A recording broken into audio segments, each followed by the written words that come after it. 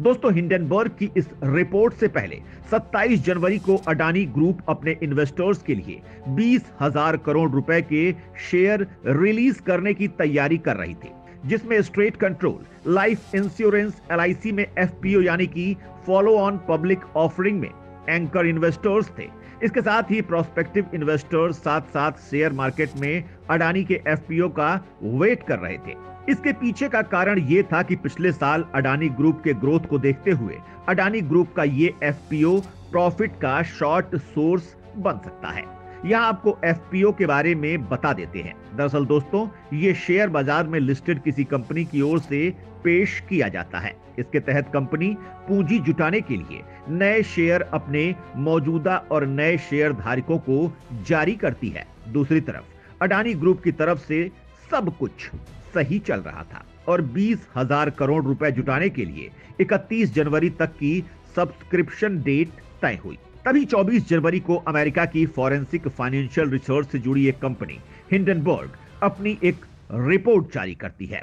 इस रिपोर्ट के बाद 25 जनवरी की सुबह भारतीय शेयर बाजार में तूफान खड़ा हो जाता है, जिसका नाम था Adani group, how the world third richest man is pulling the largest con in corporate history. जैसे ही ये रिपोर्ट मार्केट में आई, वैसे ही अडानी ग्रुप के शेयर धड़ाधड़ नीचे गिरते गए। इतना ही नहीं, इस रिपोर्ट का इतना ज्यादा असर हुआ कि अडानी दुनिया के टॉप 10 अमीर व्यक्तियों की लिस्ट से ही बाहर हो गए। बल्कि बीते 10 दिनों में ही अडानी ग्रुप के टोटल मार्केट वैल्यू से 125 बिलियन डॉलर्स डाइवर्ट हो गए। वहीं दूसरी तरफ भारतीय शेयर मार्केट पर इतना गहरा धक्का लगा कि यहां सबसे स्ट्रॉन्ग माने जाने वाले एलआईसी और एसबीआई के शेयर्स भी बुरी तरह से गिर गए। इन सब का नतीजा यह हुआ कि 2 फरवरी तक अडानी ग्रुप के स्टॉक में इन्वेस्ट करने वालों ने 10 लाख करोड़ रुपए खो दिए। इस रिपोर्ट को पेश करने के बाद हिंडनबर्ग ने कहा कि उसने ये रिपोर्ट 2 साल की रिसर्च के बाद जारी की है। इतना ही नहीं, 100 पेजों की रिपोर्ट में हिंडनबर्ग ने अडानी ग्रुप पर कई एलिगेशन भी लगाए हैं। उसने साफ तौर पर कहा कि कैसे दुनिया का तीसरा सबसे बड़ा अमीर कॉर्पोरेट जगत की सबसे बड़ी ठगी कर रहा है। हिंडनबर्ग ने अडानी समूह पर जो भी आरोप लगाए हैं, उसके लिए उसने प्रमाण भी प्रस्तुत किए। सबसे बड़ा आरोप था कि शेयर मार्केट में अडानी समूह अपने शेयर को मैनिपुलेट करके उनकी कीमतें बढ़ा रहा है। इसकी बदौलत मात्र 3 साल में उसका बाजार मूल्य 100 अरब डॉलर बढ़ गया। अडानी समूह की 7 प्रमुख कंपनियों के शेयर में 819% का उछाल आया, जो अप्रत्याशित है। जैसे ही यह रिपोर्ट आई, वैसे ही मार्केट में अडानी ग्रुप के शेयर्स की धज्जियां उड़ गईं।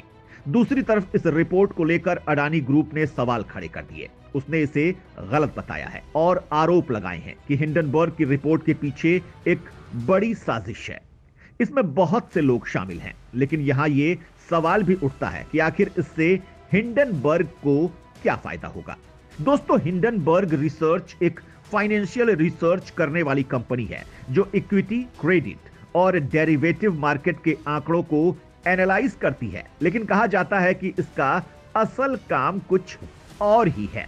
हिंडनबर्ग की कमाई का मुख्य जरिया शॉर्ट सेलिंग है। हिंडनबर्ग शेयर्स की शॉर्ट सेलिंग करके अरबों की कमाई कर लेती है। आइए आपको बताते हैं शॉर्ट सेलिंग कैसे होती है, कैसे हिंडनबर्ग इससे कमाई कर रहा है। शॉर्ट सेलिंग एक ट्रेडिंग इन्वेस्टमेंट स्ट्रेटजी है। इसमें कोई व्यक्ति किसी खास कीमत पर स्टॉक या सिक्योरिटीज खरीदता है और फिर कीमत ज्यादा होने पर उन्हें बेच देता है, जिससे उसे फायदा होता है। आसान शब्दों में कहें तो शॉर्ट सेलिंग एक ट्रेडिंग स्ट्रेटजी है। इसमें किसी शेयर की कीमत गिरने पर पैसा कमाया जाता है। अगर किसी निवेशक को पता हो कि किसी कंपनी के शेयर्स में आने वाले समय में गिरावट आ सकती है, तो वो उस कंपनी के शेयर्स को खरीदकर गिरावट आने पर बेच सकता है। इसे शॉर्ट सेलिंग कहते हैं। शॉर्ट सेलिंग को डिफाइन करने का सबसे बुनियादी तरीका स्टॉक में गिरावट के बारे में अनुमान लगाना और उसके खिलाफ दांव लगाना है। इसे ऐसे समझिए कि अगर एक शॉर्ट सेलर 500 रुपए के स्टॉक को 300 रुपए के स्तर तक गिरने की उम्मीद करता है, तो वो मार्जिन अकाउंट का इस्तेमाल करके ब्रोकर से स्टॉक उधार ले सकता है और सेटलमेंट पीरियड से पहले उसी स्टॉक को वापस खरीद सकता है। शॉर्ट सेलर 500 रुपए के शेयर को 300 रुपए तक गिरने पर वापस खरीदने की उम्मीद के साथ बेच देगा। अगर स्टॉक असल में गिरता है तो स्टॉक सेलर शेयर वापस खरीदता है और अपनी पोजीशन को क्लोज कर देता है। अगर शेयर 100 रुपए में बेचा गया और उसे 85 रुपए पर वापस खरीद लिया गया तो हर शेयर पर 15 रुपए का मुनाफा हुआ। दोस्तों, शेयर मार्केट जब कोई मार्केट के ऊपर जाने पर सही एंटिसिपेट करके लोग पोजीशन में प्रॉफिट कमाते हैं, वैसे ही कोई मार्केट के नीचे जाने पर सही समय पर प्रेडिक्ट कर देता है तो वो मार्केट के गिरने पर भी पैसा कमा सकता है। यही कारण है कि शेयर मार्केट या उसमें लिस्टेड कंपनी पर ऐसी रिसर्च बहुत ज्यादा डीप चली जाती है, जिसका उदाहरण देते हुए हिंडनबर्ग ने बताया कि वो पिछले 2 साल से अडानी ग्रुप और इंडियन मार्केट को एनालाइज कर रहे थे। यही कारण है कि वो अडानी ग्रुप के स्टॉक के फॉल को प्रिडिक्ट कर पाए। लेकिन दोस्तों, यहीं से शुरू होती है शॉर्ट सेलर और हिंडनबर्ग की स्टॉक मार्केट में मैच फिक्सिंग की कहानी। दोस्तों, जब हिंडनबर्ग ने अपनी रिपोर्ट पेश की तब उसने खुद ये डिक्लेयर किया था कि वो अडानी ग्रुप को शॉर्ट कर रहा है, यानी कि अडानी ग्रुप धराशायी हो रहा है तो खुद को बचाने के लिए अपने शेयर बेचेगा। यहां आपको बता दें कि हिंडनबर्ग की स्थापना साल 2017 में नाथन एंडरसन ने की थी। तब शुरुआत में कंपनी में सिर्फ 10 लोग ही काम करते थे। हिंडनबर्ग रिसर्च हेज फंड का कारोबार भी करती है। इसे कॉरपोरेट जगत की गतिविधियों के बारे में खुलासा करने के लिए जाना जाता है। वहीं कंपनी ने दुनिया को यह विश्वास दिला दिया कि 1 बिलियन कंपनी डूब चुकी है। दोस्तों, अगर हम इसकी रिपोर्ट को ध्यान से देखेंगे तो पाएंगे हिंडनबर्ग ने एनालाइज के साथ साथ अपील वर्ड सिस्टमैटिक स्क्रिप्ट के माध्यम से एक नैरेटिव बनाने की कोशिश की है। जैसा कि इस रिपोर्ट में कहा गया है कि कैसे दुनिया का तीसरा सबसे बड़ा अमीर कॉरपोरेट जगत की सबसे बड़ी ठगी कर रहा है।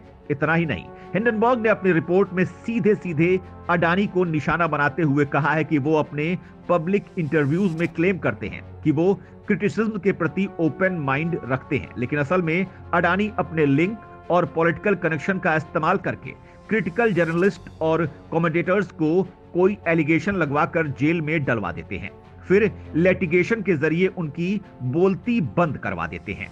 गौतम अडानी पर लगाए गए इन ड्रामेटिक एलिगेशन को देखकर यह समझ आ जाता है कि हिंडनबर्ग चाहता क्या है। दोस्तों, यहां यह सवाल भी खड़ा होता है कि क्या इस रिपोर्ट को बाजार में हेर फेर की रणनीति नहीं मानना चाहिए, क्योंकि इस तरह का माहौल बनाकर अगर कोई कंपनी प्रॉफिट कमा रही है तो इस रिपोर्ट को किसी भी नजरिए से देखें तो इसकी टाइमिंग से बड़े बड़े लूप होल्स नजर आते हैं।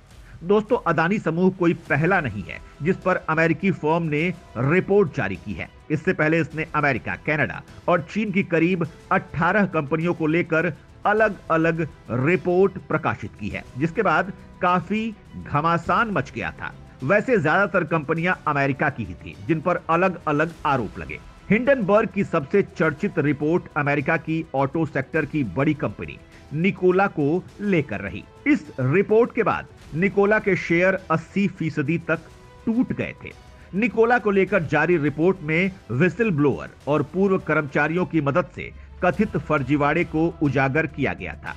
निकोला के संस्थापक और कार्यकारी अध्यक्ष ट्रेवर मिल्टन ने तुरंत कंपनी से इस्तीफा दे दिया। रिपोर्ट के बाद कंपनी जांच के दायरे में है। इसके साथ ही AC wars, genius brand, Ideanomics, Vince finance, H food, boom energy, एफ्रिया, ट्विटर जैसी कंपनियों को लेकर हिंडनबर्ग ने रिपोर्ट पेश की है और इनके शेयर्स गिराकर अच्छी खासी कमाई की थी। वहीं इसे लेकर एक दूसरा प्रश्न इनसाइडेड ट्रेडिंग का भी है। दोस्तों, शेयर मार्केट में इनसाइडेड ट्रेडिंग का मतलब होता है ऐसी कॉन्फिडेंशियल सूचना के लीक होने से जो पब्लिक में उपलब्ध नहीं है और इस सूचना का यूज करके स्टॉक एक्सचेंज में काफी फायदा उठाया जा सकता है। इसे लेकर अगर हिंडनबर्ग की रिपोर्ट पर ध्यान दें तो इसमें अडानी ग्रुप के बारे में ऐसी इंफॉर्मेशन दी गई है जो कभी पब्लिकली सामने नहीं आई है। यानी कि यहां साफ पता चलता है कि हिंडनबर्ग ने एक्टिविज्म के नाम पर फायदा कमाने के लिए इनसाइडर इंफॉर्मेशन लीक की है। जैसा कि हिंडनबर्ग की रिपोर्ट में बताया गया है कि क्विन लाइन में कोल ट्रांसपोर्ट करने के लिए बनाए जाने वाली रेल लाइन के संबंध में हुई अडानी की डील के बारे में बताया है, जबकि इस बारे में अडानी की एनुअल रिपोर्ट में कोई खुलासा नहीं किया गया है। ऐसे में हिंडनबर्ग पर इनसाइडर ट्रेडिंग का शक भी गहराता है। लेकिन दोस्तों यहां यह बात तो साफ हो जाती है कि हिंडनबर्ग ने अपनी ये रिपोर्ट मीडिया और सोशल मीडिया के जरिए ज्यादा से ज्यादा फैलाने की कोशिश की है, जिससे अडानी ग्रुप के शेयर्स पर नेगेटिव इंपैक्ट पड़े और इन सब के जरिए उसने अडानी ग्रुप के शेयर्स को शॉर्ट सेल करके अपना प्रॉफिट कमा लिया है। यानी कि इस रिपोर्ट के जरिए जितनी ज्यादा अडानी ग्रुप के शेयर्स गिरे, हिंडनबर्ग रिसर्च ने उस स्टॉक को शॉर्ट करके अपना प्रॉफिट कमा लिया। इसके साथ ही यहां चौंकाने वाली बात यह भी है कि एक्टिविज्म की मसाल जलाकर आगे बढ़ने वाला हिंडनबर्ग की वेबसाइट पर उसके इन्वेस्टर्स के बारे में कोई जानकारी नहीं है। वहीं गार्जियन लाइव के रिपोर्टर ने अडानी ग्रुप पर पेश की गई इस रिपोर्ट को लेकर प्रश्न किए हैं तो उन्हें कोई ऑफिशियल रिस्पांस देने से इनकार कर दिया। ऐसे में ये बात सोचने पर मजबूर हो जाते हैं कि एक तरफ तो हिंडनबर्ग अपनी रिपोर्ट में अडानी ग्रुप से उसके सीक्रेट इन्वेस्टर से संबंधित सवाल कर रहा है, वहीं दूसरी तरफ वो खुद अपने इन्वेस्टर्स के बारे में बता नहीं रहा है। इसके अलावा अडानी ग्रुप के होने वाले एफपीओ के ठीक पहले ही इस रिपोर्ट का आना भी कई सवाल खड़े कर देता है।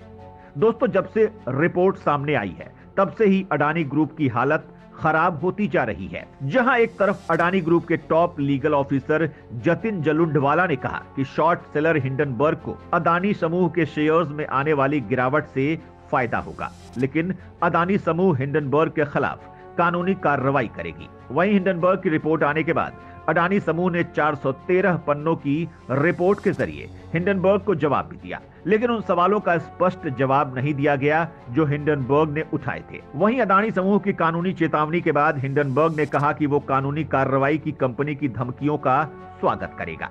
हिंडनबर्ग ने कहा कि वो अपनी रिपोर्ट पर पूरी तरह से कायम है। हिंडनबर्ग ने कहा कि अगर अडानी गंभीर हैं तो उन्हें अमेरिका में भी मुकदमा दायर करना चाहिए जहां हम काम करते हैं। हमारे पास कानूनी जांच प्रक्रिया में मांगे जाने वाले दस्तावेजों की एक लंबी सूची है। दोस्तों इन सबके बीच स्टैंडर्ड और पुअर ने अडानी ग्रुप के आउटलुक को नेगेटिव टैग दे दिया है। इसके बाद ही भारतीय रिजर्व बैंक ने स्थानीय बैंकों से अडानी ग्रुप ऑफ कंपनीज में उनके एक्सपोजर का ब्यौरा मांगा है। वहीं हिंडनबर्ग की रिपोर्ट के आने के बाद भारत की security market what dog SEBI की जांच की मांग की जा रही है, जिससे ये उम्मीद की जा रही है कि जल्द सारा सच बाहर आ जाएगा। लेकिन यहां जो वापस नहीं आएगा वो है इंडियन स्टॉक मार्केट में लगा इन्वेस्टर्स का पैसा और इंडियन फाइनेंशियल की स्टेबिलिटी। दोस्तों यहां अडानी ग्रुप या हिंडनबर्ग को सही या गलत नहीं बता रहे हैं, लेकिन यहां यह सोचने वाली बात है कि जो कंपनी रिपोर्ट पेश करते वक्त खुद ही कॉन्फ्लिक्ट ऑफ इंटरेस्ट के जाल में फंसी हुई है, तो क्या ऐसी रिपोर्ट को लीगल या एथिकली माना जा सकता है? इस बारे में आपका क्या कहना है?